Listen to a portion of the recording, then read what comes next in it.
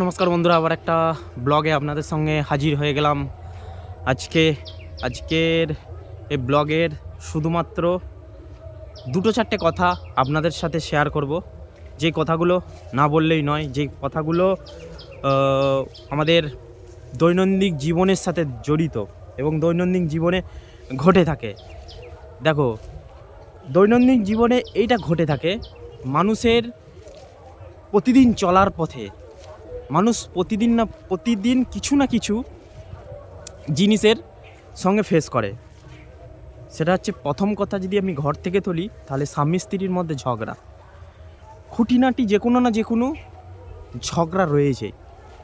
সেটা প্রত্যেকটা ঘরেই থাকে এবং প্রত্যেকটা ঘরে থাকাটাই স্বাভাবিক, কারণ দুটো মানুষ একসঙ্গে থাকলে অবশ্যই হতে পারে। কিন্তু সেই ঝামেলাটা এমন একটা জায়গায়, এমন একটা পরিস্থিতির মধ্যে চলে আসে, সেটা এক সময় ডিভোর্সের আকারে দিকে ইঙ্গিত দেয়।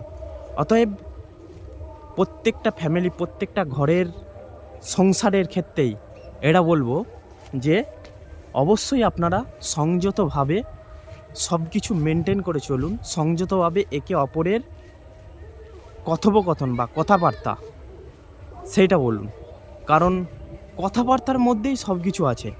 যদি না কথাবার্তা ঠিকঠাকভাবে একটা মানুষের সঙ্গে বলে, কথা থেকেই সব কিছু সৃষ্টি হয় এবং কথা থেকেই সব কিছু জিনিসের বিনাশ বা পতন ঘটে। তাই স্বামী স্ত্রীর মধ্যে বা বন্ধুর মধ্যে বা আত্মীয় স্বজনের মধ্যে যে কোনো জিনিস একটা শব্দকে যেটা কমন, সেটা হচ্ছে কথা। মার্জিতভাবে কথা বলাটাই দরকার এবং কথা বলাটাই উচিত। তো অবশ্যই এটা মেনটেন করে চলার চেষ্টা করুন।